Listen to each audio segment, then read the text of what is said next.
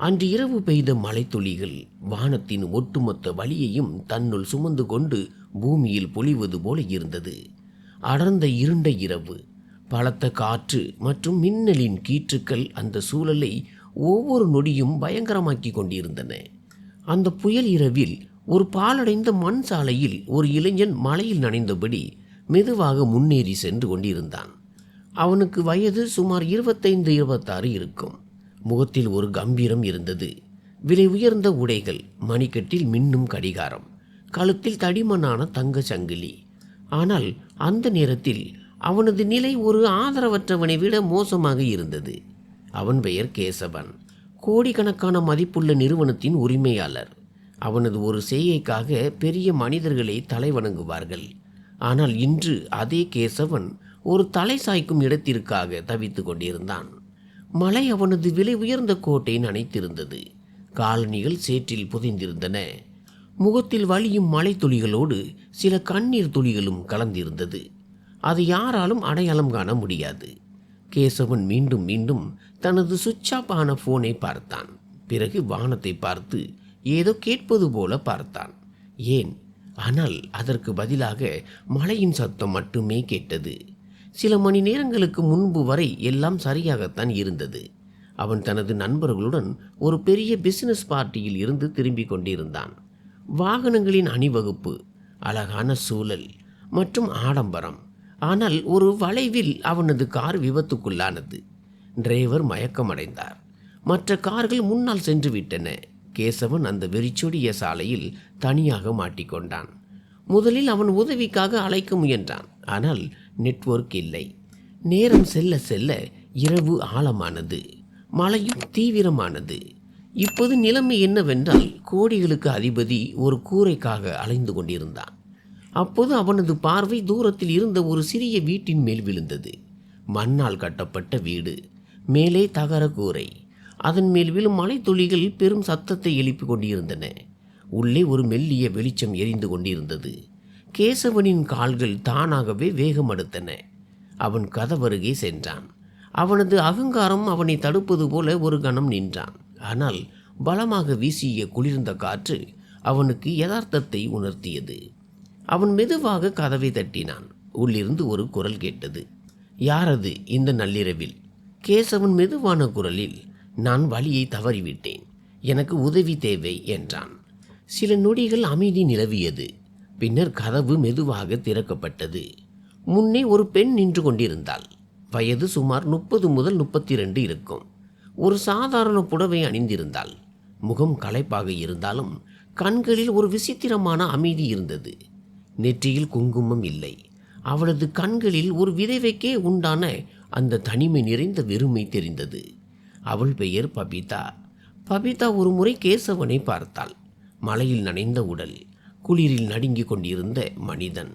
எதையும் கேட்காமலேயே அவள் கதவை திறந்தாள். உள்ளே வாருங்கள், வெளியே பலத்த மழை பெய்து கொண்டிருக்கிறது. இதை கேட்ட கேசவன் ஒரு கணம் திகைத்து நின்றான். ஒரு முன்பின் தெரியாத நபர் தன்னை இவ்வளவு எளிதாக உள்ளே அனுமதிப்பார் என்று அவன் எதிர்பார்க்கவில்லை. அவன் மெதுவாக உள்ளே வந்தான். அந்த வீடு மிக சிறியது. ஒரு மூலையில் அடுப்பு, மற்றொரு மூலையில் ஒரு பழைய படுக்கை. சுவர்களில் சில பழைய புகைப்படங்கள். ஒவ்வொரு பொருளிலும் வறுமை அப்பட்டமாக தெரிந்தது. ஆனால் அந்த வீட்டிற்குள் ஒரு தனித்துவமான கதகதப்பு இருந்தது. பபிதா உடனே ஒரு காய்ந்த துணியை எடுத்து அவனிடம் நீட்டி, இந்தாருங்கள், உங்களை துடைத்து கொள்ளுங்கள், இல்லையென்றால் காய்ச்சல் வந்துவிடும் என்றாள். கேசவன் துணியை வாங்கினான். ஆனால் அவனது பார்வை இன்னும் பபிதா மீதே இருந்தது. ஒருவேளை அவன் முதல் முறையாக ஒரு ஏழை மனிதரிடம் இவ்வளவு உண்மையான மனிதநேயத்தை கண்டிருக்கலாம். அவன் மெதுவாக, நீங்கள் தனியாகவா வசிக்கிறீர்கள் என்று கேட்டான். பபிதா லேசாக புன்னகைத்தாள். ஆனால் அந்த புன்னகையில் வலி தெரிந்தது. ஆமாம், இப்போது தனியாக இருப்பதற்கே பழகிவிட்டது. கேசவன் புரிந்து கொண்டான். அதற்கு மேல் அவன் எதுவும் கேட்கவில்லை.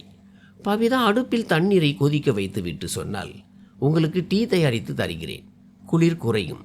கேசவன் வேண்டாம் என்று மறுத்தான். ஆனால் பபிதா அவன் பேச்சை தடுத்தாள். மனிதநேயத்தில் வேண்டாம் என்பது கிடையாது. இந்த சொற்கள் கேசவனின் இதயத்தில் ஆழமாக இறங்கின. சிறிது நேரம் கழித்து அவள் சூடான டீயை கொடுத்தாள். கேசவன் ஒரு மடக்கு குடித்தபோது, அவனது உடலுக்குள் இருந்த ஒட்டுமொத்த குளிரும் மறைவது போல உணர்ந்தான். வெளியே இன்னும் மழை வலுவாக இருந்தது. ஆனால் உள்ளே ஒரு விசித்திரமான அமைதி நிலவியது. கேசவன் மெதுவாக கேட்டான், நான் இன்று இரவு மட்டும் இங்கேயே தங்கிக் கொள்ளலாமா? பவிதா யோசிக்காமல் பதில் சொன்னால், இந்த வீடு சிறியதுதான், ஆனால் இதயம் சிறியதல்ல. இங்கே எவ்வளவு இடம் இருக்கிறதோ அவ்வளவு உங்களுக்கும் சொந்தமானது. கேசவன் முதல் முறையாக நிம்மதி பெருமூச்சு விட்டான். அங்கேயே தங்க முடிவு செய்தான். ஆனால் அந்த ஒரு இரவு அவனது முழு வாழ்க்கையையும் மாற்றப் போகிறது என்பதும், பவிதாவின் இதயத்தில் மறைந்திருக்கும் வலி இன்று வெளிப்பட போகிறது என்பதும் அவனுக்கு தெரியாது.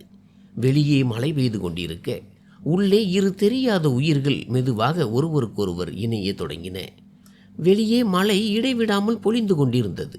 தகர கூரையின் மேல் விழும் மலைத்துளிகளின் சத்தம் ஏதோ ஒரு முழுமை பெறாத கதையின் இசையை போல ஒலித்தது. அந்த சிறிய வீட்டிற்குள் கேசவன் ஒரு மூலையில் அமர்ந்திருந்தான். கையில் டீ கப், கண்களில் ஒரு விசித்திரமான நிம்மதி. தனது வாழ்க்கையில் முதல் முறையாக யாரோ ஒருவர் தன்னை தனது பணம் அல்லது புகழை கொண்டு மதிப்பிடாமல் ஒரு சக மனிதராக பார்க்கும் இடத்தில் தான் இருப்பதாக அவன் உணர்ந்தான். பவிதா அடுப்படியில் அமர்ந்து ரொட்டிகளை சுட்டு கொண்டிருந்தாள். அவள் முகத்தில் லேசான சோர்வு இருந்தது. ஆனால் அவளது ஒவ்வொரு அசைவிலும் ஒரு விதமான அன்பு வெளிப்பட்டது. கேசவன் மீண்டும் மீண்டும் அவளை பார்த்துவிட்டு பிறகு பார்வையை தாழ்த்தி கொண்டான்.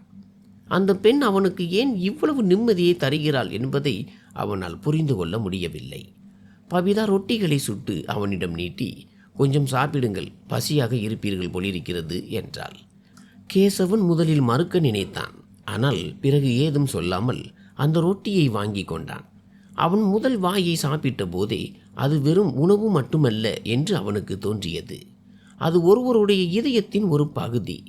இத்தனை ஆண்டுகளில் அவன் எத்தனையோ விலை உயர்ந்த ஹோட்டல்களில் சாப்பிட்டிருக்கிறான். ஆனால் இப்படி ஒரு சுவையை அவன் ஒருபோதும் அனுபவித்ததில்லை. சிறிது நேரம் இருவரும் அமைதியாக அமர்ந்திருந்தார்கள். மழையின் சத்தமும் அடுப்பில் எரியும் விறகு கட்டுகளின் வெடிப்பு சத்தமும் மட்டுமே கேட்டுக்கொண்டிருந்தன. திடீரென்று கேசவன் கேட்டான், நீங்கள் ஏன் இவ்வளவு எளிதாக கதவை திறந்தீர்கள்? ஒருவேளை நான் ஏதேனும் தவறான மனிதனாக இருந்திருந்தால்? பவிதா லேசாக புன்னகைத்து சொன்னாள், ஒரு மனிதனின் கண்கள் பலவற்றை சொல்லிவிடும். உங்கள் கண்களில் பயம் இருந்தது, தீமை இல்லை. இதை கேட்ட கேசவன் மௌனமானான். ஒருவேளை முதல் முறையாக யாரோ ஒருவர் தன்னை இவ்வளவு ஆழமாக புரிந்து கொண்டதை அவன் உணர்ந்திருக்கலாம். சிறிது நேரம் கழித்து பவிதா சுவரில் தொங்கிக் கொண்டிருந்த ஒரு புகைப்படத்திற்கு முன்னால் சென்று நின்றாள். புகைப்படத்தில் ஒரு மனிதன் இருந்தான். மிக சாதாரணமானவன். ஆனால் அவன் முகத்தில் உண்மை அப்பட்டமாக தெரிந்தது. கேசவன் கேட்டான், இவர் யார்? பவிதாவின் கண்கள் கலங்கின. ஆனால் அவள் தன்னை சமாளித்து கொண்டு, என் கணவர் என்றாள். இதை கேட்ட கேசவன் சற்று சங்கடமடைந்தான். அவன் மெதுவாக, இப்போது அவர் எங்கே என்று கேட்டான். பவிதா பெருமூச்சு விட்டு சொன்னால், இப்போது அவர் இந்த உலகில் இல்லை. சில ஆண்டுகளுக்கு முன்பு ஒரு விபத்தில் அவர் பிரிந்து சென்றார். அன்று முதல் இந்த வீடு, இந்த அடுப்பு, இந்த வாழ்க்கை என அனைத்தையும் நானே தனியாக சமாளித்து வருகிறேன். அவளது வார்த்தைகளில் வலி இருந்தது. ஆனால் குரலில் ஒரு உறுதி இருந்தது. கேசவனின் இதயத்தில் ஒரு விசித்திரமான வலி ஏற்பட்டது. வாழ்க்கை என்பது பணத்தால் மட்டுமே ஓடுவதில்லை என்பதை அவன் முதல் முறையாக உணர்ந்தான். சில காயங்கள் ஒருபோதும் ஆறுவதில்லை. அவன் மெதுவாக சொன்னான், மன்னிக்கவும், நான் இதை கேட்டிருக்க கூடாது. பவிதா தலையசைத்து சொன்னால், பரவாயில்லை, வலியை பகிர்ந்து கொள்வதால் அது குறைந்துவிடும். இதை கேட்ட கேசவனின் மனதிற்குள் ஏதோ ஒன்று உடைந்தது போல இருந்தது. தானும் தனக்குள் எத்தனையோ விஷயங்களை அழுத்தி வைத்திருப்பதாக அவன் உணர்ந்தான். திடீரென்று அவன் சொன்னான், என்னிடம் எல்லாம் இருக்கிறது, பணம், பெயர், புகழ். ஆனால் அப்படி இருந்தும் உள்ளுக்குள் ஒரு வெற்றிடமாகவே உணர்கிறேன். பவிதா அவனை பார்த்து சொன்னால், வெற்றிடத்தை பணத்தால் நிரப்ப முடியாது, அதை நிரப்ப அன்பு தேவை. இந்த வார்த்தை கேசவனின் இதயத்தில் நேரடியாக இறங்கியது. வெளியே மின்னல் வெட்டியது. பலத்த சத்தத்துடன் மழையும் இன்னும் தீவிரமானது. அதே சமயம் திடீரென ஒரு பலமான காற்று வீசியதில் கதவு பலமாக திறந்து கொண்டது. கேசவன் எழுந்து சென்று கதவை மூட முயன்றான். ஆனால் அவன் வெளியே எட்டி பார்த்தபோது இருட்டில் ஏதோ ஒரு அசைவு தெரிந்தது. யாரோ ஒருவன் வீட்டிற்கு வெளியே நிற்பது போல அவனுக்கு தோன்றியது. அவனது இதயம் வேகமாக துடிக்க தொடங்கியது. அவன் உடனே கதவை மூடிவிட்டு பவிதாவை பார்த்தான். பபிதாவும் சற்று பயந்திருந்தாள். ஆனால் அவள் தன்னை சமாளித்து கொண்டு சொன்னாள், ஒருவேளை ஏதேனும் வழிப்போக்கராக இருக்கலாம், அல்லது காற்றின் வேகம் அப்படி இருக்கலாம். ஆனால் கேசவனுக்கு அதில் நம்பிக்கை வரவில்லை. அவன் முகத்தில் பயம் அப்பட்டமாக தெரிந்தது. அப்போது கதவில் திடீரென பலமாக தட்டுதல் சத்தம் கேட்டது.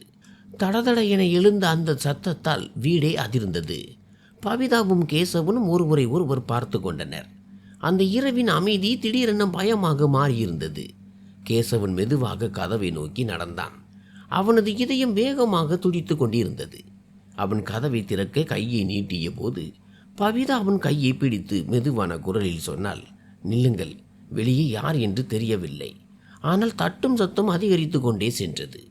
இப்போது அது வெறும் ஒரு இரவு நேர புகலிடம் என்பதையும் தாண்டி போயிருந்தது. அந்த இரவு ஒரு புதிய ஆபத்தை கொண்டு வரப்போகிறது என்பது போல இருந்தது. கதவில் தொடர்ச்சியாக விழுந்த பலமான தட்டுகள் அந்த சிறிய வீட்டின் அமைதியை முழுமையாக கலைத்தன. கேசவன் மற்றும் பபிதா இருவரின் இதய துடிப்பும் அதிகரித்திருந்தது. ஒவ்வொரு தட்டும் ஏதோ ஒரு விபரீதத்தின் அறிகுறியாக இருந்தது. கேசவன் மெதுவாக பபிதாவை பார்த்தான். அவளது கண்களில் பயம் தெளிவாக தெரிந்தது. ஆனால் கேசவனிற்குள் எங்கோ ஒரு தைரியமும் பிறந்தது. அவன் பபிதாவின் கையை மெதுவாக விடுவித்து சொன்னான், பயப்படுவதால் எதுவும் ஆகாது, யார் என்று பார்க்கிறேன். பபிதா மீண்டும் அவனை தடுக்க முயன்றாள். ஆனால் இப்போது கதவு தட்டப்படும் விதம் இன்னும் பயங்கரமாக மாறியிருந்தது. இறுதியில் கேசவன் தைரியத்தை வரவழைத்து கொண்டு மெதுவாக கதவை திறந்தான். கதவு திறந்தவுடன் பலத்த காற்றுடன் மலைத்துளிகள் உள்ளே தெரித்தன. முன்னே ஒரு தெரியாத மனிதன் நின்று கொண்டிருந்தான். மழையில் நனைந்து அவன் நிலைமை மோசமாக இருந்தது. அவனது கண்களில் ஒரு விசித்திரமான பதற்றம் இருந்தது. அவனது முகம் பதற்றமாக இருந்தது. மூச்சு இறைக்க அவன் சொன்னான், சீக்கிரம் கதவை மூடுங்கள். கேசவன் ஒரு கணம் அதிர்ச்சியடைந்தான். ஆனால் உடனே கதவை மூடினான். பபிதா அந்த மனிதனை பார்த்ததும் சற்று பின்வாங்கினாள். பயந்த குரலில் கேட்டாள், யார் நீ? இவ்வளவு நள்ளிரவில் இங்கே என்ன செய்கிறாய்? அந்த மனிதன் சிறிது நேரம் மூச்சை சீராக்கி கொண்டான். பிறகு சொன்னான், என் பெயர் ராகவ். நான் வழியில் சிக்கிக் கொண்டேன். சில மனிதர்கள் என்னை துரத்தி கொண்டு வருகிறார்கள். இதை கேட்டதும் சூழல் இன்னும் அழுத்தமானது. கேசவன் சந்தேக பார்வையுடன் அவனை பார்த்து, யார் அந்த ஆட்கள்? ஏன் உன்னை துரத்துகிறார்கள் என்று கேட்டான். ராகவ் யாராவது கேட்டு விடுவார்களோ என்ற பயத்தில் அங்கும் இங்கும் பார்த்தான். பிறகு சொன்னான், நான் எந்த தவறும் செய்யவில்லை. ஆனால் நான் சந்தித்த அந்த மனிதர்கள் மிகவும் ஆபத்தானவர்கள். அவர்களிடமிருந்து தப்பித்து தான் இங்கே ஓடி வந்திருக்கிறேன். பபிதாவும் கேசவனும் ஒருவரை ஒருவர் பார்த்து கொண்டனர். சற்று முன்பு வரை பாதுகாப்பாக தெரிந்த அந்த வீட்டில் இப்போது ஆபத்தின் காலடி சத்தம் தெளிவாக கேட்டது. பபிதா மெதுவாக சொன்னால், பாருங்கள், எங்களிடம் அதிகம் எதுவும் இல்லை. எங்களால் எந்த பிரச்சனையிலும் சிக்க முடியாது. ஆனால் ராகவின் நிலையை பார்த்தபோது அவள் மனமும் இலகியது. அவன் நடுங்கிக் கொண்டு இருந்தான். அவனது கண்களில் உதவிக்கான ஏக்கம் தெரிந்தது. கேசவனிற்குள்ளும் ஒரு விசித்திரமான போராட்டம் நடந்தது. ஒரு பக்கம் பயம், மறுபக்கம் மனித நேயம். சிறிது நேரம் யோசித்த பிறகு அவன் பெருமூச்சு விட்டு சொன்னான், சரி, இன்று இரவு நீயும் இங்கேயே தங்கலாம். ஆனால் ஏதேனும் பிரச்சனை ஏற்பட்டால் அதற்கு நீதான் பொறுப்பு. ராகவ் உடனே தலையசைத்து, நன்றி, உங்கள் உதவியை நான் எப்போதும் மறக்க மாட்டேன் என்றான். பவிதா அவனுக்கும் ஒரு காய்ந்த துணியை கொடுத்து அடுப்பின் அருகே அமர சொன்னாள். ஆனால் இப்போது அந்த வீட்டின் சூழல் முன்பை போல அமைதியாக இல்லை. ஒவ்வொருவர் மனதிலும் ஒரு இனம் புரியாத பயம் குடிகொண்டிருந்தது. மூவரும் அமைதியாக அமர்ந்திருந்தனர். மழையின் சத்தமும் அவ்வப்போது வெளியே வீசும் காற்றின் ஓசையும் மட்டுமே கேட்டது.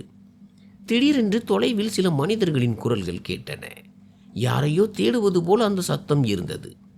கேசவன் உடனே ஜன்னல் அருகே சென்று எட்டி பார்த்தான். இருட்டில் சில நிழல்கள் அசைவது தெரிந்தது. அவனது இதயம் பலமாக துடித்தது. அவன் மெதுவாக சொன்னான், அவர்கள் ஒருவேளை இங்கேதான் வருகிறார்கள் என்று நினைக்கிறேன். இதை கேட்டதும் ராகவின் முகம் பயத்தில் வெளுத்து போனது. பவிதா உடனே கதவின் தாழ்பாலை இன்னும் பலப்படுத்தினாள். வெளியே வெளிச்சம் தெரியக்கூடாது என்பதற்காக அடுப்பின் நெருப்பையும் குறைத்தாள். இப்போது மூவருக்கும் இடையே நிசப்தம் நிலவியது. ஆனால் வெளியே ஆபத்து நெருங்கி வந்து கொண்டிருந்தது. காலடி சத்தங்கள் தெளிவாக கேட்கத் தொடங்கின. யாரோ ஒருவன் தொலைவில் இருந்து கத்தினான், இங்கே பாருங்கள், ஒருவேளை அவன் இங்கேதான் எங்காவது ஒளிந்திருப்பான். இதை கேட்டதும் வீட்டிற்குள் இருந்த மூவரின் மூச்சும் நின்றது போன்றிருந்தது. கேசவன் தனது வாழ்க்கையில் முதல் முறையாக இத்தகைய பயத்தை உணர்ந்தான். அங்கே பணம், அதிகாரம், அந்தஸ்து எதுவுமே கை கொடுக்கவில்லை. அவன் பவிதாவை பார்த்து மெதுவான குரலில் சொன்னான், என்ன நடந்தாலும் இப்போது நாம் ஒன்றாகவே இருப்போம். பவிதா அவனை பார்த்து லேசாக தலையசைத்தாள்.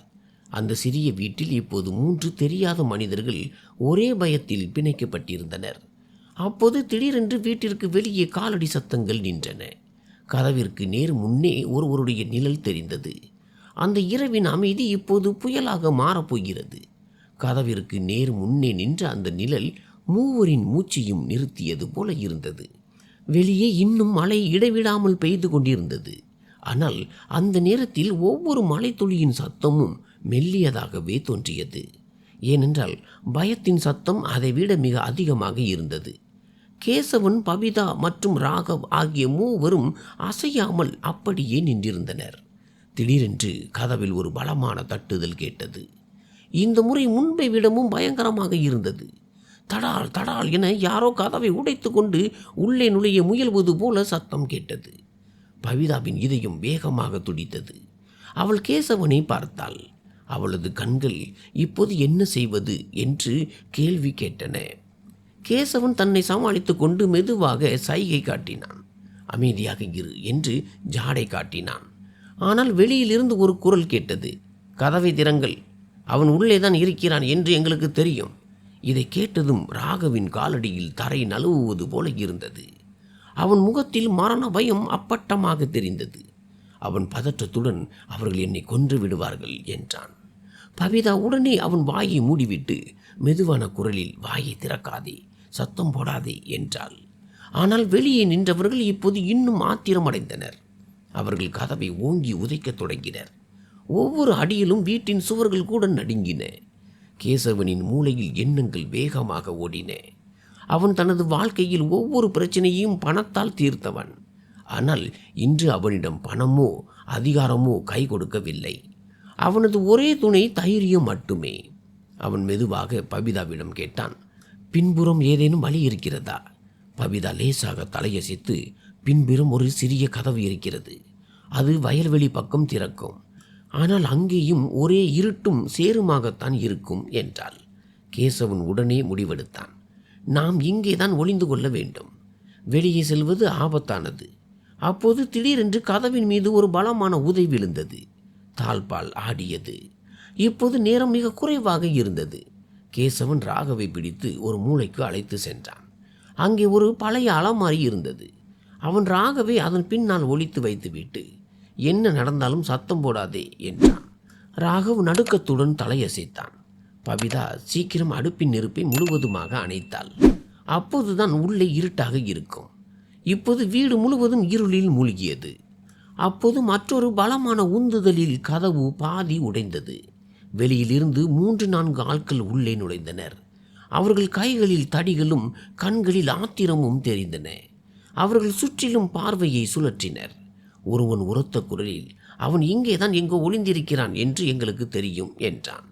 கேசவனும் பவிதாவும் ஒரு மூலையில் மூச்சை பிடித்து கொண்டு நின்றிருந்தனர். அவர்களில் ஒருவன் பவிதாவை கூர்ந்து கவனித்து கொண்டே, இங்கே யாராவது வந்தார்களா என்று கேட்டான். பவிதா தன்னை சமாளித்து கொண்டு, இல்லை, இங்கு யாரும் வரவில்லை என்றாள். அவளது குரலில் லேசான நடுக்கம் இருந்தாலும் ஒரு துணிச்சல் தெரிந்தது. அந்த மனிதன் சந்தேக பார்வையுடன் வீடு முழுவதையும் தேடத் தொடங்கினான். ராகவ் ஒளிந்திருந்த அந்த பழைய அலமாரியை நோக்கி அவன் காலடி எடுத்து வைத்தான். கேசவனின் இதயம் பலமாக துடிக்கத் தொடங்கியது. எல்லாம் முடிந்துவிட்டது என்று அவன் எண்ணினான். அந்த ஆள் அலமாரிக்கு அருகில் சென்ற அந்த நொடியில் கேசவன் திடீரென முன்னே வந்து உரத்த குரலில் சொன்னான், இங்கே யாரும் இல்லை, நீங்கள் தவறான இடத்திற்கு வந்துவிட்டீர்கள். அவனது குரலில் இருந்த அந்த அதீத தன்னம்பிக்கையை கண்டு அவர்கள் ஒரு கணம் தயங்கி நின்றனர். அவர்களில் ஒருவன் ஆத்திரத்துடன், நீயா எங்களுக்கு கற்றுக் கொடுக்கிறாய் என்றான். ஆனால் அதே சமயம் வெளியில் இருந்து ஒரு குரல் கேட்டது, வாருங்கள், அவன் இங்கே இல்லை, அவன் முன்னே ஓடியிருப்பான் போலிருக்கிறது. இதை கேட்டதும் அவர்கள் ஒரு நிமிடம் நின்றுவிட்டு பிறகு மெதுவாக வெளியேறினர். போகும் வழியில் மீண்டும் ஒரு முறை வீட்டை சுற்றும் முற்றும் பார்த்துவிட்டு இருளுக்குள் மறைந்தனர். கதவு பாதி உடைந்திருந்தது. மழையின் சாரல் உள்ளே வரத் தொடங்கியது. சிறிது நேரம் யாரும் எதுவும் பேசவில்லை. பிறகு திடீரென ராகவ் அலமாரிக்கு பின்னால் இருந்து வெளியே வந்து உயிர் தப்பிய நிம்மதியில் தரையில் அமர்ந்து விட்டான். அவனது கண்களில் இருந்து கண்ணீர் வழிய தொடங்கியது. அவன் நடுங்கும் குரலில் சொன்னான், நீங்கள் மட்டும் இல்லை என்றால் இன்று நான் உயிருடன் இருந்திருக்க மாட்டேன். பபிதா மெதுவாக சொன்னால், கடவுள்தான் நம்மை ஒருவருக்கொருவர் உதவி செய்து கொள்ள அனுப்பி வைத்திருக்கிறார். கேசவன் அமைதியாக நின்று கொண்டிருந்தான். ஆனால் அவனுக்குள் ஏதோ ஒன்று மாறிக்கொண்டிருந்தது. வாழ்க்கையின் உண்மையான பலம் பணம் அல்ல, மாறாக துணிச்சலும் மனித நேயமும் தான் என்பதை அவன் முதல் முறையாக உணர்ந்தான். வெளியே மழை இப்போது மெதுவாக குறையத் தொடங்கியது. ஆனால் அந்த வீட்டிற்குள் ஏற்பட்ட புயல் அந்த மூவரின் வாழ்க்கையையும் என்றென்றைக்கும் மாற்றிவிட்டது. கேசவன் பபிதாவை பார்த்தான். அவனது பார்வையில் இப்போது மிகுந்த மரியாதை இருந்தது. அவன் மெதுவாக சொன்னான், நீங்கள் மிகவும் தைரியமானவள். பபிதா ஒரு மெல்லிய புன்னகையுடன் சொன்னாள், சூழ்நிலைதான் மனிதனை தைரியசாலியாக மாற்றுகிறது. இதை கேட்ட கேசவனின் இதயத்தில் அவள் மீது ஒரு ஆழமான மதிப்பு உருவானது. இரவு மெதுவாக கழிந்தது. ஆனால் அந்த மூவரின் கண்களிலும் தூக்கம் மருந்துக்கும் இல்லை. ஒவ்வொரு மனதிலும் ஏதோ ஒரு எண்ணம் ஓடிக்கொண்டிருந்தது. ராகவ் தனது பயத்தில் இருந்து மீள முயன்றான். பபிதா தனது கடந்த கால வழியை மறைத்து கொண்டு உறுதியாக நின்றாள். கேசவன் முதல் முறையாக தனது வாழ்க்கையை பற்றி ஆழமாக சிந்தித்து கொண்டிருந்தான். இதுவரை தான் தவறான விஷயங்களை தேடிதான் ஓடிக்கொண்டிருந்தோம் என்பதும் உண்மையான நிம்மதி தன்னிடமிருந்து வெகு தூரத்தில் இருப்பதையும் அவன் உணர்ந்தான். அப்போது திடீரென தூரத்தில் எங்கோ சேவல் கூவும் சத்தம் கேட்டது. வானத்தில் மெல்லிய வெளிச்சம் பரவ தொடங்கியது. விடிய போகும் அந்த புதிய காலை அந்த மூவருக்கும் ஏதோ ஒரு புதிய மாற்றத்தை கொண்டு வரப்போகிறது. ஆனால் இந்த கதை இன்னும் முடிந்து விடவில்லை. ஏனென்றால் உண்மையான நிஜம் இன்னும் வெளிவர வேண்டியிருந்தது. அந்த உண்மை அனைத்தையும் மாற்றியமைக்கக்கூடியதாக இருந்தது. காலையின் மெல்லிய ஒளி அந்த சிறிய வீட்டிற்குள் நுழைந்ததும் இரவு முழுவதும் இருந்த பயமும் பதற்றமும் மெதுவாக குறைய தொடங்கின. ஆனால் அதோடு சேர்ந்து சொல்லப்படாத பல கேள்விகளும் எழத் தொடங்கின.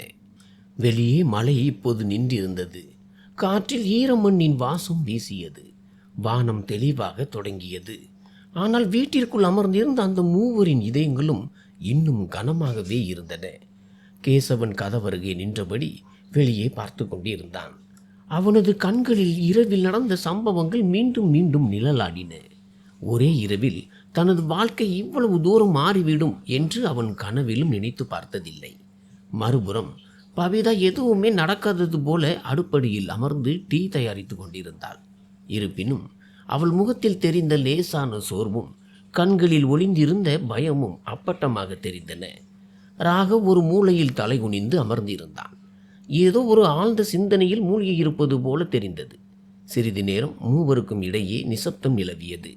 பிறகு பபிதா 3 கப்களில் டீ தயாரித்து அவர்கள் முன்னால் வைத்தாள். மெதுவாக, இந்தார்கள், டீ குடியுங்கள், ஒருவேளை சற்று நிம்மதியாக இருக்கும் என்றாள். கேசவன் கப்பை எடுத்தான். ஆனால் இந்த முறை அவனது கைகள் சற்று நடுங்கின. அவன் ஒரு மடக்கு டீ குடித்துவிட்டு ராகவை பார்த்து கேட்டான், இப்போது உண்மையை சொல். உண்மையில் என்ன விஷயம்? அந்த ஆட்கள் யார்? அவர்கள் ஏன் உன்னை துரத்துகிறார்கள்? ராகவ் முதலில் பார்வையை தவிர்த்தான். ஆனால் பிறகு எல்லாவற்றையும் உண்மையாக சொல்லிவிட வேண்டும் என்று முடிவெடுத்தான். அவன் ஒரு பெருமூச்சு விட்டு சொன்னான், நான் ஒரு சிறிய கிராமத்தை சேர்ந்தவன். நகரத்தில் ஒரு குடோனில் வேலை செய்து வந்தேன். அங்கே சிலர் சட்டவிரோதமான காரியங்களை செய்து வந்தனர். அதை பார்த்தபோது எனக்கு மிகவும் வருத்தமாக இருந்தது. வேலை தேவைப்பட்டதால் நான் அமைதியாக இருந்தேன். ஆனால் ஒரு நாள் அவர்களும் என்னை அந்த வேலையில் ஈடுபட சொன்னார்கள். நான் மறுத்தபோது அவர்கள் என்னை மிரட்டினார்கள். நான் துணிச்சலுடன் காவல்துறையில் புகார் செய்ய முடிவெடுத்தேன். அன்று முதல் அந்த ஆட்கள் என்னை துரத்தத் தொடங்கினர்.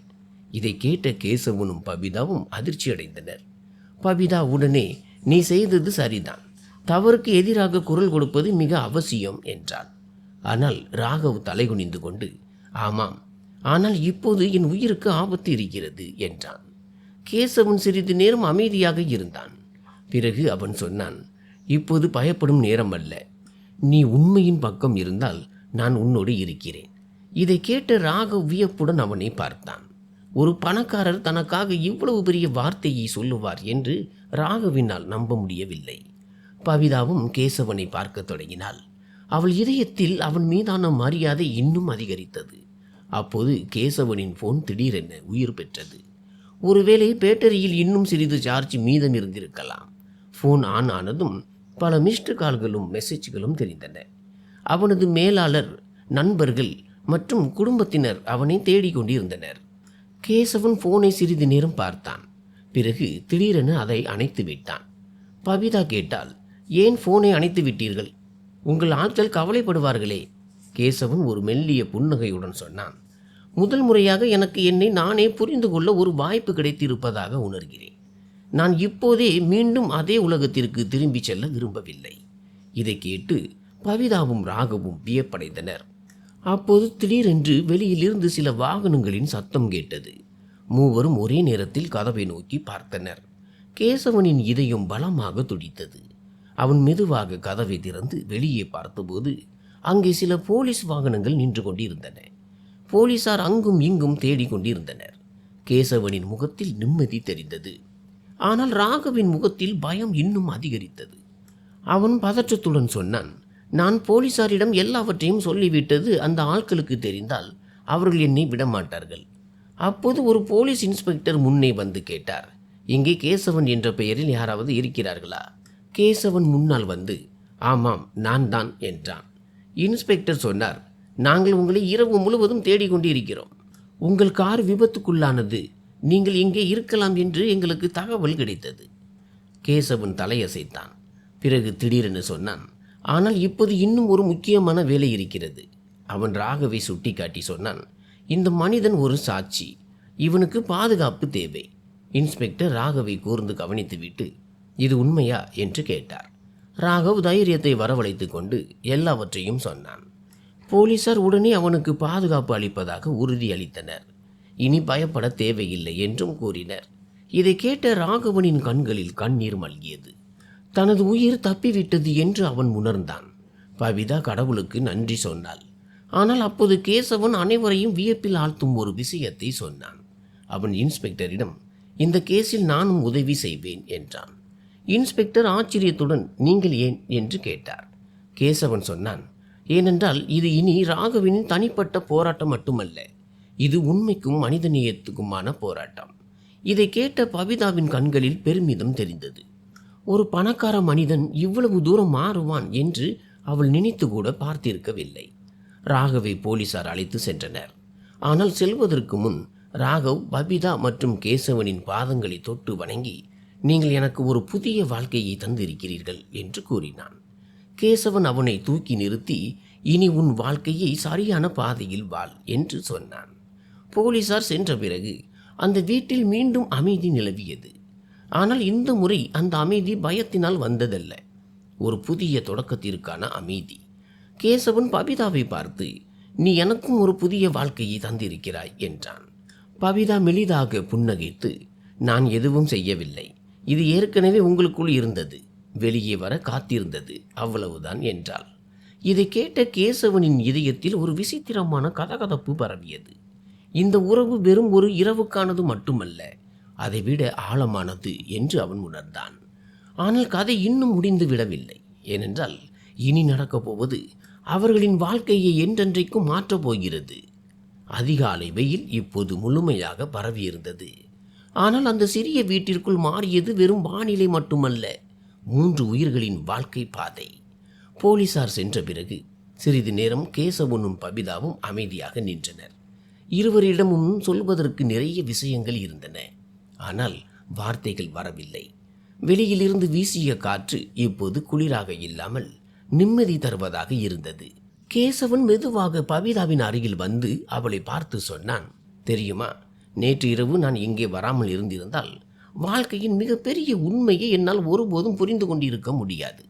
பவிதா அவனை பார்த்து மென்முறுவலுடன், வாழ்க்கை நமக்கு எதை உணர்த்த வேண்டுமோ அதைத்தான் கற்றுக் கொடுக்கிறது, நாம் தான் புரிந்து கொள்வதில்லை என்றாள். கேசவன் பெருமூச்சு விட்டு வீட்டை சுற்றிலும் பார்த்தான். அந்த சிறிய வீட்டில் இப்போது அவனுக்கு வறுமை தெரியவில்லை, மாறாக உண்மையும் அன்பும் தெரிந்தது.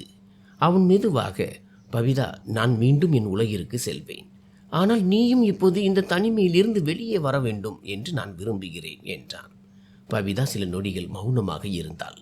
அவள் முகத்தில் பல உணர்ச்சிகள் மாறி மாறி வந்தன.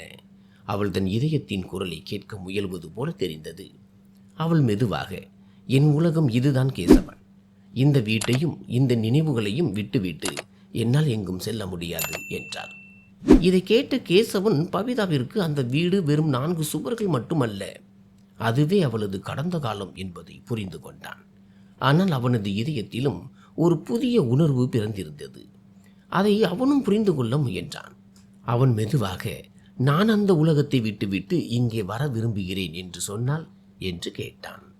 பவிதா அதிர்ச்சியடைந்து, இப்படி விளையாடாதீர்கள் கேசவன், உங்கள் உலகம் மிக பெரியது, நீங்கள் அங்கிருக்க வேண்டியவர் என்று உடனடியாக கூறினாள். கேசவன் அவள் கண்களை பார்த்து சொன்னான், இல்லை, முதல் முறையாக எனக்காக நான் ஏதோ ஒன்றை உணர்கிறேன். அது இங்கே எனக்கு கிடைத்த நிம்மதி. இதை கேட்ட பவிதாவின் இதய துடிப்பு அதிகரித்தது. ஆனால் அவள் தன்னை சமாளித்து கொண்டு, இது ஒரு இரவு ஏற்படுத்திய தாக்கம், காலம் செல்ல செல்ல எல்லாம் சரியாகிவிடும் என்றாள். ஆனால் கேசவன் தலையசைத்து, இல்லை, இது வெறும் தாக்கம் அல்ல, இது ஒரு உணர்வு. அது முதல் முறையாக எனக்குள் ஏற்பட்டிருக்கிறது என்றான். இருவருக்கும் இடையே பல உண்மைகளை தன்னுள் ஒளித்து வைத்திருந்த ஒரு ஆழ்ந்த மௌனம் நிலவியது. அப்போது தொலைவில் இருந்து கிராம மக்கள் சிலர் அந்த வீட்டை நோக்கி வருவது தெரிந்தது. ஒருவேளை இரவில் நடந்த சம்பவங்களை பற்றி அவர்களுக்கு தெரிந்திருக்கலாம். மெதுவாக மக்கள் கூடத் தொடங்கினர். இரவில் என்ன நடந்தது என்று பவிதாவிடம் கேள்விகள் கேட்க ஆரம்பித்தனர். கேசவன் ஒரு பக்கம் நின்றபடி இதையெல்லாம் பார்த்து கொண்டிருந்தான். இந்த மக்கள் ஏழைகளாக இருந்தாலும் ஒருவருக்கொருவர் துணையாக நிற்கிறார்கள் என்பதை அவன் உணர்ந்தான். அப்போது கிராமத்து பெரியவர் ஒருவர் முன்னே வந்து, மகளே, நீ ஒரு பெரிய காரியத்தை செய்திருக்கிறாய். முன்பின் தெரியாத ஒருவருக்கு உதவி செய்வது இந்த காலத்தில் மிக அரிதான ஒன்று என்றார். பவிதா பணிவுடன் தலை வணங்கினாள். இதை பார்த்த கேசவன் உணர்ச்சி வசப்பட்டான். உண்மையான செல்வம் என்பது மக்கள் ஒருவருக்கொருவர் இதயபூர்வமாக துணையாக நிற்பதுதான் என்பதை அவன் உணர்ந்தான். அதே சமயம் கேசவனின் போனுக்கு மீண்டும் அழைப்பு வந்தது. இந்த முறை அவனது அப்பாவிடம் இருந்த அழைப்பு. அவன் சிறிது நேரம் யோசித்துவிட்டு போனை எடுத்தான். மறுமுனையில் கோபமும் கவலையும் நிறைந்த குரல் கேட்டது. நீ எங்கே இருக்கிறாய் கேசவன்? நாங்கள் அனைவரும் பதற்றத்தில் இருக்கிறோம். கேசவன் அமைதியான குரலில், நான் நலமாக இருக்கிறேன், விரைவில் திரும்புவேன். ஆனால் அதற்கு முன் நான் ஒரு முக்கியமான வேலையை செய்ய வேண்டியிருக்கிறது என்றான். அவனது அப்பா, என்ன வேலை என்று கேட்டார். கேசவன் ஒரு முறை பவிதாவை பார்த்துவிட்டு, ஒரு மனிதனாக மாறும் வேலை என்றான். இதை கேட்ட அவனது அப்பா ஒரு கணம் மௌனமானார். அழைப்பை முடித்த பிறகு கேசவன் ஒரு முடிவெடுத்தான். அவன் கிராம மக்கள் முன்னிலையில் இந்த கிராமத்தில் ஒரு சிறிய பள்ளிக்கூடத்தையும் மருத்துவமனையையும் கட்ட விரும்புகிறேன். இதன் மூலம் இங்குள்ள மக்களுக்கு சிறந்த வாழ்க்கை கிடைக்க வழிவகை செய்வேன் என்று கூறினான். இதை கேட்டு அனைவரும் வியப்படைந்தனர். பவிதாவும் அவனை பார்த்தபடியே நின்றாள். ஒரு மனிதன் ஒரே இரவில் இவ்வளவு தூரம் எப்படி மாற முடியும் என்று அவளுக்கு புரியவில்லை. ஆனால் அந்த மாற்றம் உண்மையானது. அடுத்த சில நாட்களில் கேசவன் தனது ஆட்களை வரவழைத்து வேலைகளை தொடங்கினான். கிராமத்தில் முதல் முறையாக இவ்வளவு பெரிய முன்னேற்றம் ஏற்பட்டது. தங்களுக்கு ஒரு நம்பிக்கை கிடைத்ததால் மக்கள் மகிழ்ச்சியடைந்தனர். இந்த இடைப்பட்ட காலத்தில் கேசவன் அடிக்கடி பவிதாவின் வீட்டிற்கு சென்று அவளிடம் பேசிக்கொண்டிருந்தான். இருவருக்கும் இடையே சொல்லப்படாத ஒரு பந்தம் உருவாகியிருந்தது. அது ஒவ்வொரு நாளும் ஆழமாகிக் கொண்டே சென்றது. ஒரு நாள் கேசவன் துணிச்சலை வரவழைத்து கொண்டு பவிதாவிடம், நான் உன்னிடம் ஒன்று சொல்ல வேண்டும் என்றான். பவிதா அவனை பார்த்து, சொல்லுங்கள் என்றாள். கேசவன் மெதுவாக, நான் உன்னை திருமணம் செய்து கொள்ள விரும்புகிறேன் என்றான்.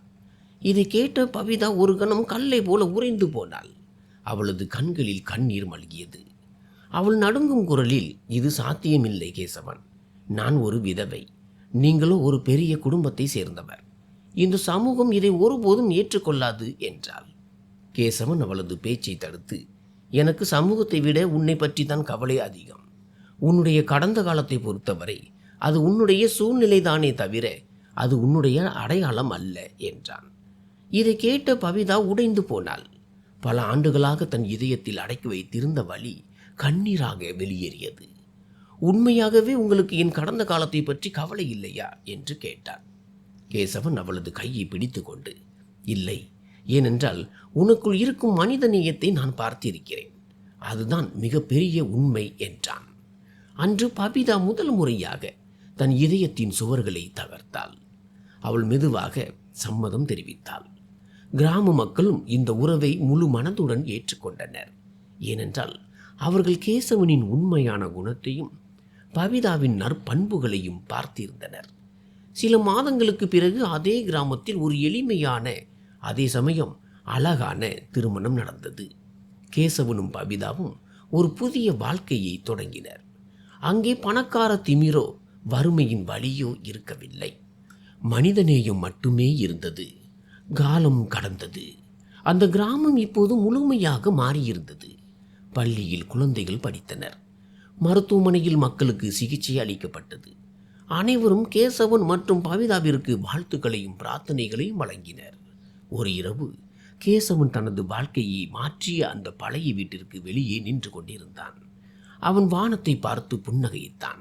ஒருவேளை அந்த புயல் இரவு மழையை அவன் நினைத்து பார்த்திருக்கலாம்.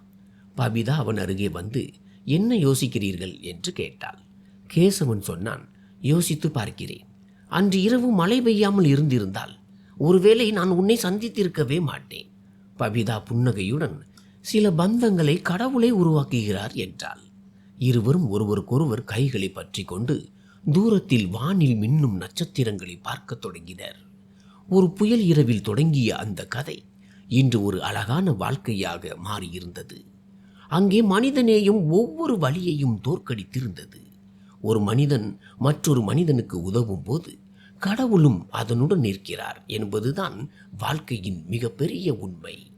இதயங்களில் குடிகொண்டிருக்கும் அந்த மனிதநேயம்தான் உண்மையான செல்வம். ஒரு கணம் உங்களையே ஒரு உண்மையான கேள்வியை கேட்டுக்கொள்ளுங்கள். நாம் நம்மை பற்றி என்ன நினைத்து கொண்டிருக்கிறோமோ, நிஜமாகவே நாம் அப்படிப்பட்ட மனிதர்கள் தானா? அல்லது சூழ்நிலைகள் மாறும்போது நம்முடைய உண்மையான முகம் மாறிவிடுகிறதா? அந்த புயல் இரவை பற்றி யோசித்து பாருங்கள். எங்கு பார்த்தாலும் இருள், வானம் இடித்தது, மின்னல் வெட்டியது. அந்த மலை ஒவ்வொரு வழியையும் கழுவி செல்ல விரும்புவது போல அவ்வளவு வேகமாக கொட்டியது. அதே இரவில் ஒரு பக்கம் நின்றிருந்தான் கேசவன். கோடிக்கணக்கான சொத்துகளுக்கு அதிபதி. பெயர், புகழ், அதிகாரம் என எல்லாம் அவனிடம் இருந்தது. ஆனால் அவனது இதயத்திற்குள் ஒரு விசித்திரமான வெற்றிடம், எந்த பணத்தாலும் நிரப்ப முடியாத ஒரு நிசப்தம் இருந்தது. மறுபக்கம் இருந்தால் பபிதா, ஒரு சாதாரண விதவை பெண். அவளுக்கு எந்த ஆதரவும் இல்லை, செல்வம் இல்லை, பெரிய அடையாளம் எதுவும் இல்லை. ஆனால் அவளிடம் ஒரு உண்மையான இதயம் இருந்தது, மனித நேயம் நிறைந்த இதயம். இப்போது நீங்களே கேட்டுக்கொள்ளுங்கள், அந்த இரவில் நீங்கள் அங்கே இருந்திருந்தால் என்ன செய்திருப்பீர்கள்? இது என் பொறுப்பல்ல.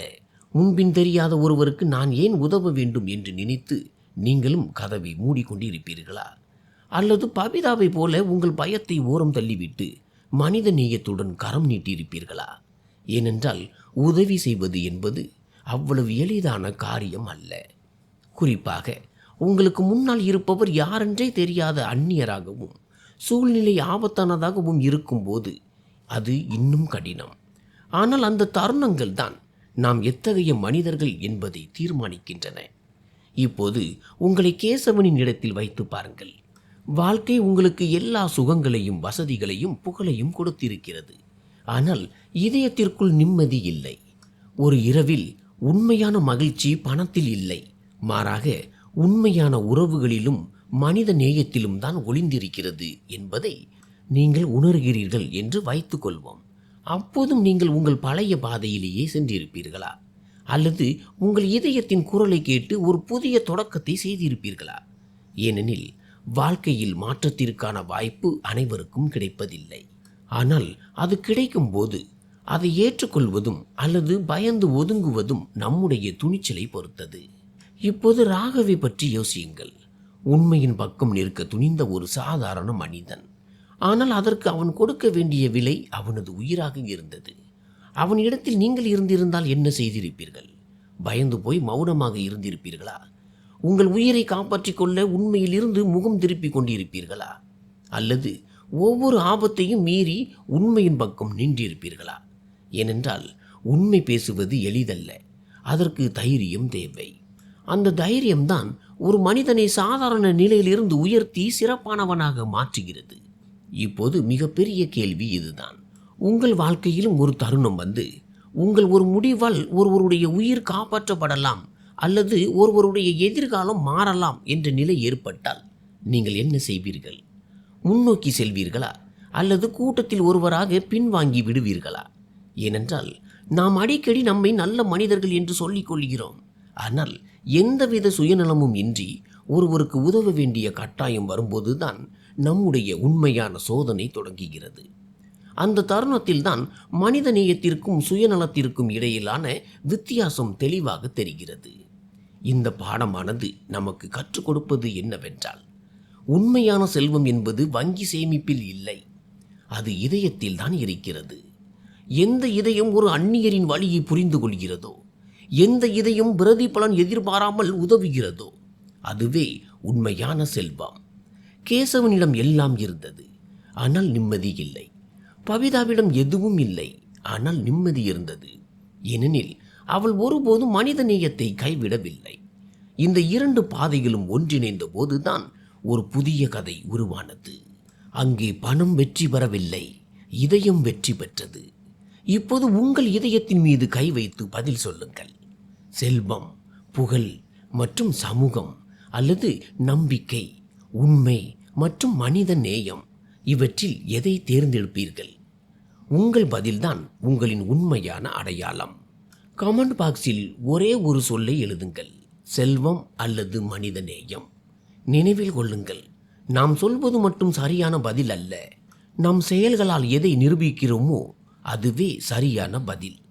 இந்த உலகிற்கு பணத்தை விட உண்மையான இதயமும் மனித நேயமும் தான் அதிகம் தேவை என்று நீங்கள் கருதினால் இந்த கதையை நிச்சயம் லைக் செய்யுங்கள். எப்போதும் நினைவில் கொள்ளுங்கள், எந்த ஒரு பெயரோ அடையாளமோ இன்றி ஒருவருடைய வாழ்க்கையில் ஒளியாக மாறுபவனே உண்மையான நாயகன். நன்றி.